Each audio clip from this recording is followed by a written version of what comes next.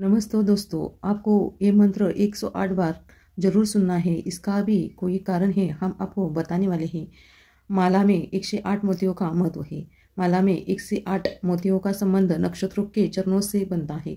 हर नक्षत्र के चरण होते हैं और 27 नक्षत्रों के कुल चरण 108 होते हैं। इसीलिए माला में 108 मोती में हम मंत्रों का जप 108 बार किया जाता है, जिन्हें कि आपको उसकी सभी ऊर्जा प्राप्त हो सके। ऊर्जा चैनल के सक्रिय करने के लिए योनि परंपरा को मानवीय शरीर को ब्रह्मांड का एक छोटा सा हिस्सा माना जाता है।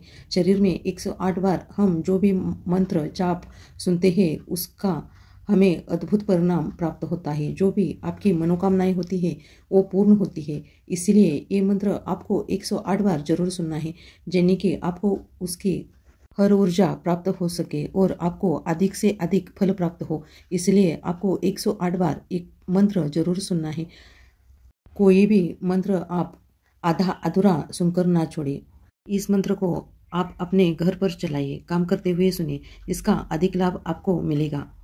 आपके घर की नकारात्मक शक्ति कम हो जाती है और सकारात्मक शक्ति बढ़ जाती है। इसीलिए ये मंत्र बस आपको ये मंत्र आपके फ़ोन पर लगाकर कोई भी काम करते हुए अधिक से अधिक सुनना है। ये मंत्र आपको पूरा सुनना है। ओम तत्पुरुषाय विद्महे महादेवाय धीमहि तन्नो रुद्र प्रचोदयात्। ओम तत्पुरुषाय विद्महे महादेवाय धीमहि तन्नो रुद्र प्रचोदयात्। ओम तत्पुरुषाय विद्महे महादेवाय धीमहि तन्नो रुद्र प्रचोदयात्। ओम तत्पुरुषाय विद्महे महादेवाय धीमहि तन्नो रुद्र प्रचोदयात्। ओम तत्पुरुषाय विद्महे महादेवाय धीमहि तन्नो रुद्र प्रचोदयात्। ओम तत्पुरुषाय विद्महे महादेवाय धीमहि तन्नो रुद्र प्रचोदयात्। ओम तत्पुरुषाय विद्महे महादेवाय धीमहि तन्नो रुद्र प्रचोदयात्। ओम तत्पुरुषाय विद्महे महादेवाय धीमहि तन्नो रुद्र प्रचोदयात्। ओम तत्पुरुषाय विद्महे महादेवाय धीमहि तन्नो रुद्र प्रचोदयात्। ओम तत्पुरुषाय विद्महे महादेवाय धीमहि तन्नो रुद्र प्रचोदयात्। ओम तत्पुरुषाय विद्महे महादेवाय धीमहि तन्नो रुद्र प्रचोदयात्। ओम तत्पुरुषाय विद्महे महादेवाय धीमहि तन्नो रुद्र प्रचोदयात्।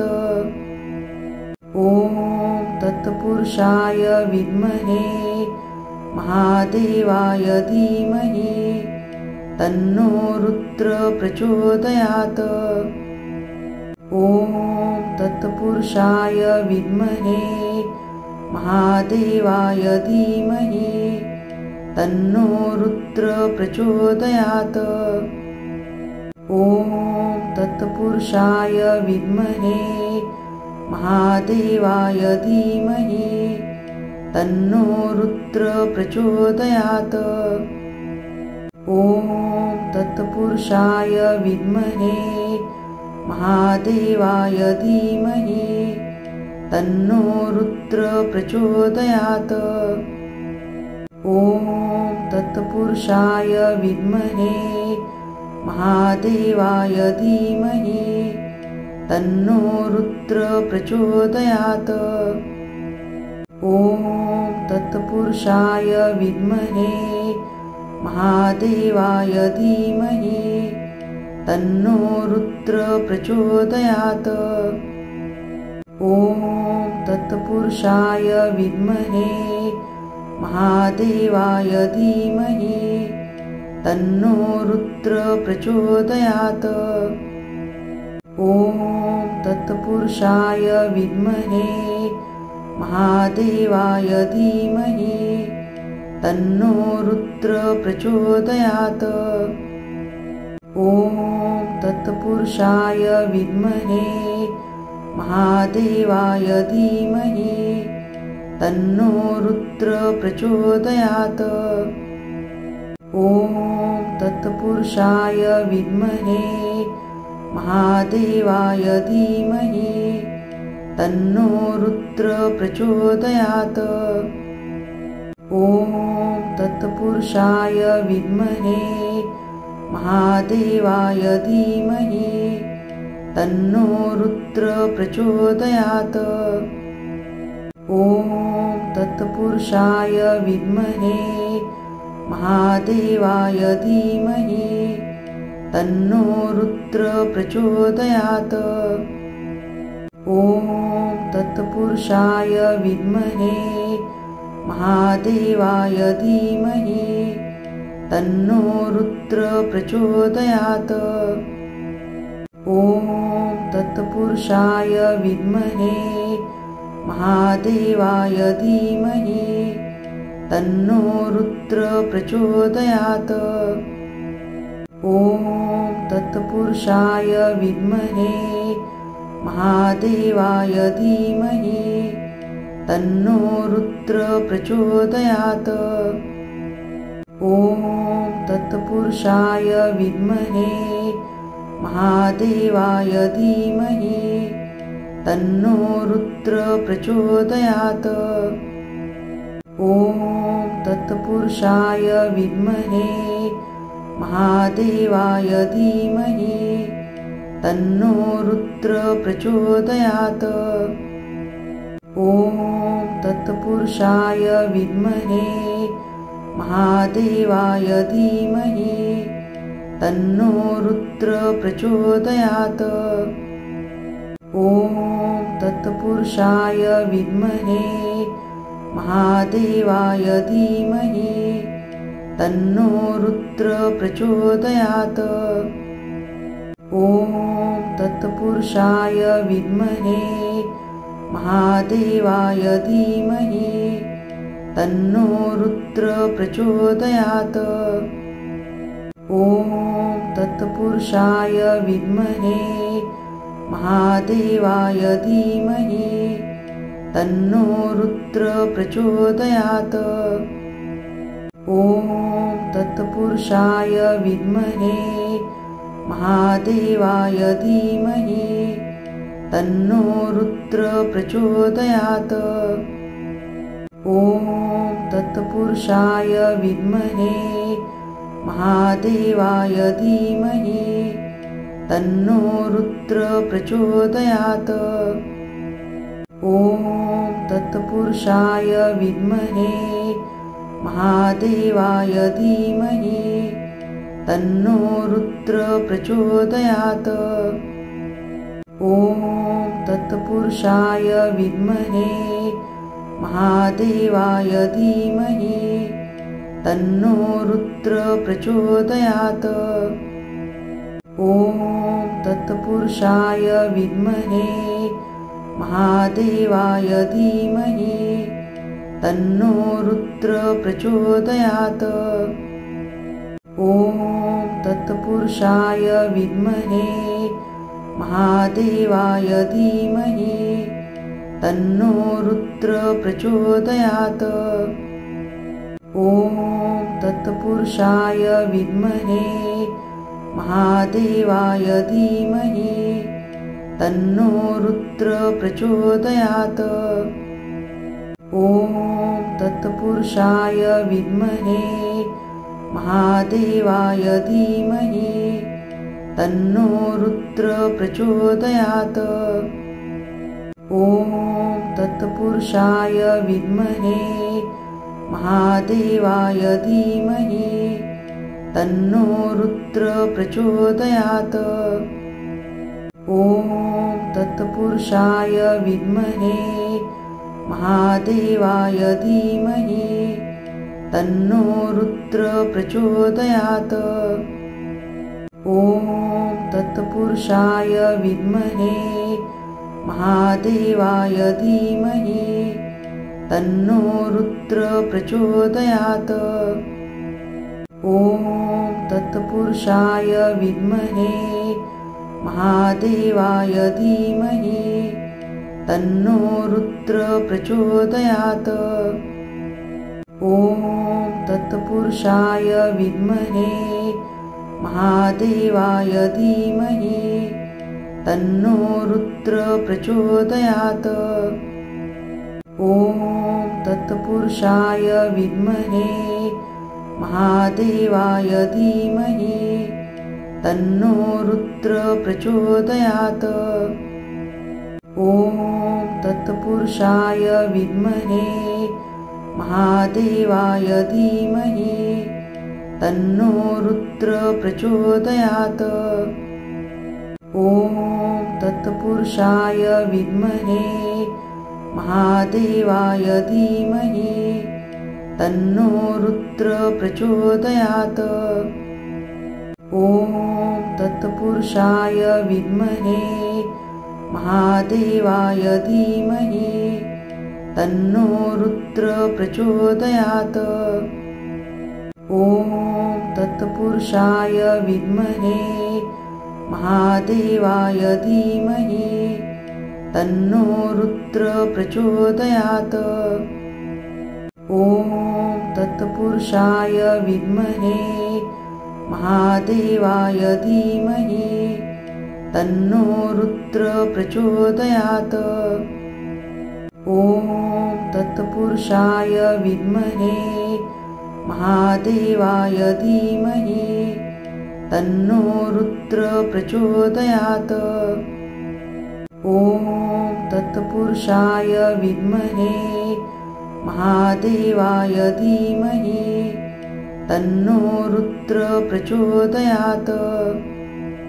ॐ तत्पुरुषाय विद्महे महादेवाय धीमहि तन्नो रुद्र प्रचोदयात्।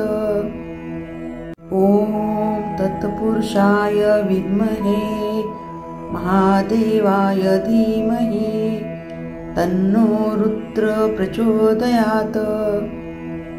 ॐ तत्पुरुषाय विद्महे महादेवाय धीमहि तन्नो रुद्र प्रचोदयात्। ॐ तत्पुरुषाय विद्महे महादेवाय धीमहि तन्नो रुद्र प्रचोदयात्। ॐ तत्पुरुषाय विद्महे महादेवाय धीमहि तन्नो रुद्र प्रचोदयात्।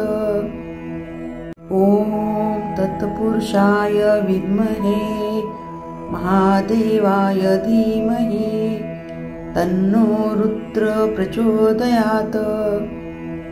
ॐ तत्पुरुषाय विद्महे महादेवाय धीमहि तन्नो रुद्र प्रचोदयात्। ॐ तत्पुरुषाय विद्महे महादेवाय धीमहि तन्नो रुद्र प्रचोदयात्। ॐ तत्पुरुषाय विद्महे महादेवाय धीमहि तन्नो रुद्र प्रचोदयात्। ॐ तत्पुरुषाय विद्महे महादेवाय धीमहि तन्नो रुद्र प्रचोदयात्। ॐ तत्पुरुषाय विद्महे महादेवाय धीमहि तन्नो रुद्र प्रचोदयात्। ॐ तत्पुरुषाय विद्महे महादेवाय धीमहि तन्नो रुद्र प्रचोदयात्।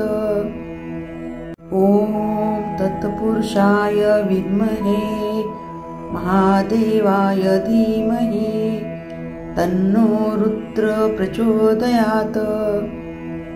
ॐ तत्पुरुषाय विद्महे महादेवाय धीमहि तन्नो रुद्र प्रचोदयात्। ॐ तत्पुरुषाय विद्महे महादेवाय धीमहि तन्नो रुद्र प्रचोदयात्। ॐ तत्पुरुषाय विद्महे महादेवाय धीमहि तन्नो रुद्र प्रचोदयात्। ॐ तत्पुरुषाय विद्महे महादेवाय धीमहि तन्नो रुद्र प्रचोदयात्। ॐ तत्पुरुषाय विद्महे महादेवाय धीमहि तन्नो रुद्र प्रचोदयात्। ॐ तत्पुरुषाय विद्महे महादेवाय धीमहि तन्नो रुद्र प्रचोदयात्। ॐ तत्पुरुषाय विद्महे महादेवाय धीमहि तन्नो रुद्र प्रचोदयात्। ॐ तत्पुरुषाय विद्महे महादेवाय धीमहि तन्नो रुद्र प्रचोदयात्। ॐ तत्पुरुषाय विद्महे महादेवाय धीमहि तन्नो रुद्र प्रचोदयात्। ॐ तत्पुरुषाय विद्महे महादेवाय धीमहि तन्नो रुद्र प्रचोदयात्। ॐ तत्पुरुषाय विद्महे महादेवाय धीमहि तन्नो रुद्र प्रचोदयात्। ॐ तत्पुरुषाय विद्महे महादेवाय धीमहि तन्नो रुद्र प्रचोदयात्। ॐ तत्पुरुषाय विद्महे महादेवाय धीमहि तन्नो रुद्र प्रचोदयात्। ॐ तत्पुरुषाय विद्महे महादेवाय धीमहि तन्नो रुद्र प्रचोदयात्। ॐ तत्पुरुषाय विद्महे महादेवाय धीमहि तन्नो रुद्र प्रचोदयात्। ॐ तत्पुरुषाय विद्महे महादेवाय धीमहि तन्नो रुद्र प्रचोदयात्। ॐ तत्पुरुषाय विद्महे महादेवाय धीमहि तन्नो रुद्र प्रचोदयात्। ॐ तत्पुरुषाय विद्महे महादेवाय धीमहि तन्नो रुद्र प्रचोदयात्। ॐ तत्पुरुषाय विद्महे महादेवाय धीमहि तन्नो रुद्र प्रचोदयात्। ॐ तत्पुरुषाय विद्महे महादेवाय धीमहि तन्नो रुद्र प्रचोदयात्। ॐ तत्पुरुषाय विद्महे महादेवाय धीमहि तन्नो रुद्र प्रचोदयात्। ॐ तत्पुरुषाय विद्महे महादेवाय धीमहि तन्नो रुद्र प्रचोदयात्। ॐ तत्पुरुषाय विद्महे महादेवाय धीमहि तन्नो रुद्र प्रचोदयात्। ॐ तत्पुरुषाय विद्महे महादेवाय धीमहि तन्नो रुद्र प्रचोदयात्। ॐ तत्पुरुषाय विद्महे महादेवाय धीमहि तन्नो रुद्र प्रचोदयात्। ॐ तत्पुरुषाय विद्महे महादेवाय धीमहि तन्नो रुद्र प्रचोदयात्। ॐ तत्पुरुषाय विद्महे महादेवाय धीमहि तन्नो रुद्र प्रचोदयात्। ॐ तत्पुरुषाय विद्महे महादेवाय धीमहि तन्नो रुद्र प्रचोदयात्। ॐ तत्पुरुषाय विद्महे महादेवाय धीमहि तन्नो रुद्र प्रचोदयात्। ॐ तत्पुरुषाय विद्महे महादेवाय धीमहि तन्नो रुद्र प्रचोदयात्। ॐ तत्पुरुषाय विद्महे महादेवाय धीमहि तन्नो रुद्र प्रचोदयात्। ॐ तत्पुरुषाय विद्महे महादेवाय धीमहि तन्नो रुद्र प्रचोदयात्। ॐ तत्पुरुषाय विद्महे महादेवाय धीमहि तन्नो रुद्र प्रचोदयात्। ॐ तत्पुरुषाय विद्महे महादेवाय धीमहि तन्नो रुद्र प्रचोदयात्। ॐ तत्पुरुषाय विद्महे महादेवाय धीमहि तन्नो रुद्र प्रचोदयात्। ॐ तत्पुरुषाय विद्महे महादेवाय धीमहि तन्नो रुद्र प्रचोदयात्। ॐ तत्पुरुषाय विद्महे महादेवाय धीमहि तन्नो रुद्र प्रचोदयात्। ॐ तत्पुरुषाय विद्महे महादेवाय धीमहि तन्नो रुद्र प्रचोदयात्। ॐ तत्पुरुषाय विद्महे महादेवाय धीमहि तन्नो रुद्र प्रचोदयात्। ॐ तत्पुरुषाय विद्महे महादेवाय धीमहि तन्नो रुद्र प्रचोदयात्। ॐ तत्पुरुषाय विद्महे महादेवाय धीमहि तन्नो रुद्र प्रचोदयात्। ॐ तत्पुरुषाय विद्महे महादेवाय धीमहि तन्नो रुद्र प्रचोदयात्। ॐ तत्पुरुषाय विद्महे महादेवाय धीमहि तन्नो रुद्र प्रचोदयात्। ॐ तत्पुरुषाय विद्महे महादेवाय धीमहि तन्नो रुद्र प्रचोदयात्।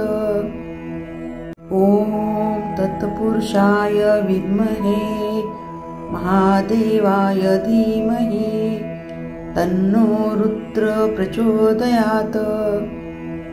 ॐ तत्पुरुषाय विद्महे महादेवाय धीमहि तन्नो रुद्र प्रचोदयात्।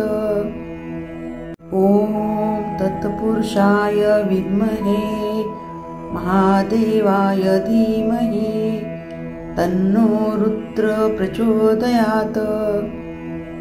ॐ तत्पुरुषाय विद्महे महादेवाय धीमहि तन्नो रुद्र प्रचोदयात्। ॐ तत्पुरुषाय विद्महे महादेवाय धीमहि तन्नो रुद्र प्रचोदयात्। ॐ तत्पुरुषाय विद्महे महादेवाय धीमहि तन्नो रुद्र प्रचोदयात्। ॐ तत्पुरुषाय विद्महे महादेवाय धीमहि तन्नो रुद्र प्रचोदयात्। ॐ तत्पुरुषाय विद्महे महादेवाय धीमहि तन्नो रुद्र प्रचोदयात्। ॐ तत्पुरुषाय विद्महे महादेवाय धीमहि तन्नो रुद्र प्रचोदयात्। ॐ तत्पुरुषाय विद्महे महादेवाय धीमहि तन्नो रुद्र प्रचोदयात्। ॐ तत्पुरुषाय विद्महे महादेवाय धीमहि तन्नो रुद्र प्रचोदयात्। ॐ तत्पुरुषाय विद्महे महादेवाय धीमहि तन्नो रुद्र प्रचोदयात्। ॐ तत्पुरुषाय विद्महे महादेवाय धीमहि तन्नो रुद्र प्रचोदयात्। ॐ तत्पुरुषाय विद्महे महादेवाय धीमहि तन्नो रुद्र प्रचोदयात्। ॐ तत्पुरुषाय विद्महे महादेवाय धीमहि तन्नो रुद्र प्रचोदयात्। ॐ तत्पुरुषाय विद्महे महादेवाय धीमहि तन्नो रुद्र प्रचोदयात्। ॐ तत्पुरुषाय विद्महे महादेवाय धीमहि तन्नो रुद्र प्रचोदयात्। ॐ तत्पुरुषाय विद्महे महादेवाय धीमहि तन्नो रुद्र प्रचोदयात्। ॐ तत्पुरुषाय विद्महे महादेवाय धीमहि तन्नो रुद्र प्रचोदयात्।